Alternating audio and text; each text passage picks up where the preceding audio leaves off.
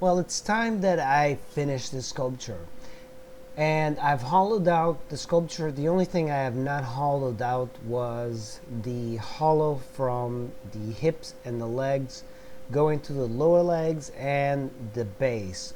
I'll do that after it's a little bit drier because I want to be able to kind of turn the sculpture in one way.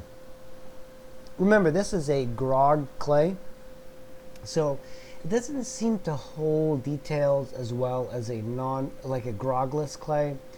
The grog is basically these little tiny fired bits of clay and silicone in the clay body, and that helps with the firing process. And I haven't had many issues with this firing. It seems to fire a lot easier. I've had terracotta sculptures before fire previously. So one of the things I'm doing is I'm doing like the more fine details. I'm not really trying to create this super detailed figure. One of the things I tend to use are these shop towels. Basically a burlap will work as well. It's a very rough cloth. You can get this at any auto parts store. It's like a red rag shop towels. And if you wet your clay, it works really well. It feels like you're painting on the sculpture.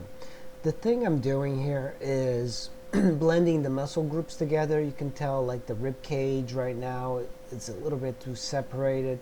Where I hollowed out the sculpture, you can tell there's clay there.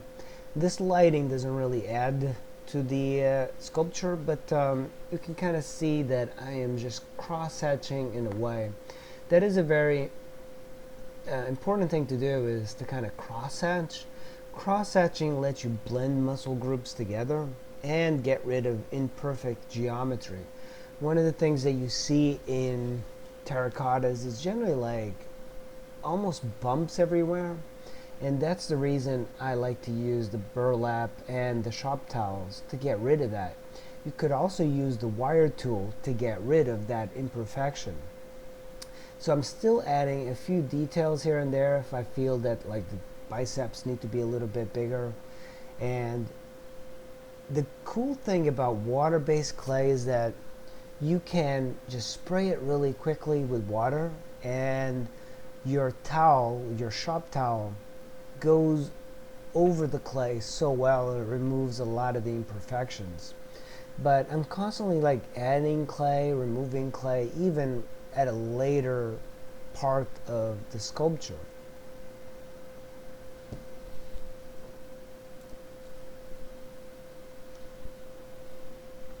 So at this point, one of the difficult things is that the reference that I have does not lend itself well to details.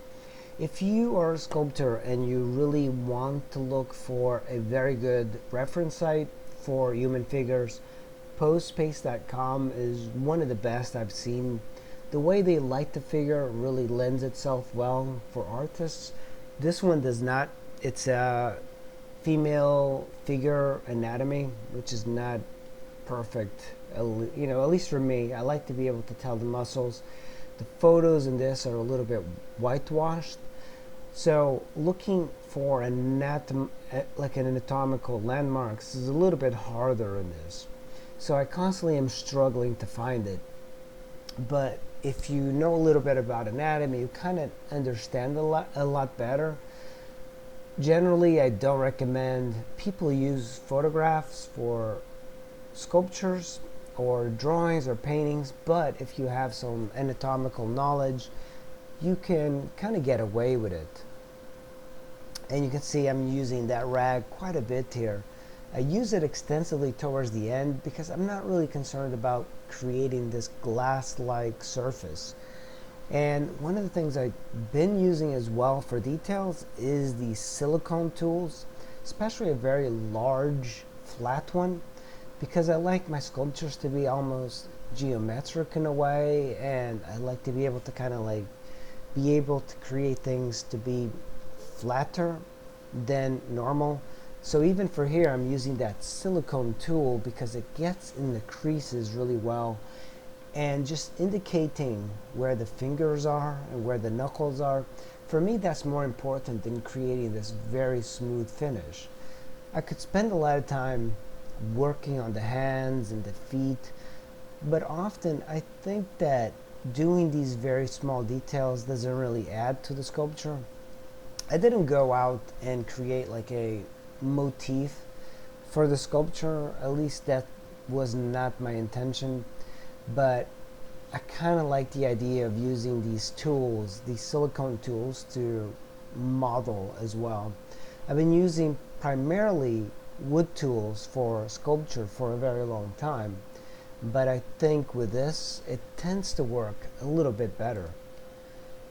So at this point, like, I'm cross-hatching as best as I can on the legs, and because the photographs are a little bit flat, it's hard to tell where some of the muscles are, like the sartorius that runs diagonally in on the thigh.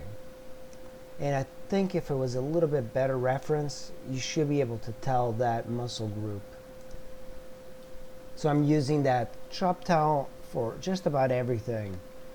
And what this does, it creates a little bit more subtlety as well. If you look at the abdominals and the rib cage, it's just a little bit too sharp. So you can use that cloth to tone it down. The only reason I'm using a brush here is that I can't get the cloth or my fingers inside of these crevices, like in between the arms and, very tight spots. So the brush, a bristle brush, what they use for oil painting, is exactly what you need. So that's pretty much the sculpture for today, guys. I hope you enjoyed this video. I hope you learned some sculpting techniques, and I had a lot of fun sculpting this. It was a difficult pose. It was kind of large, and I'm learning a lot. So I really appreciate you guys watching, and I'll see you for the next sculpture.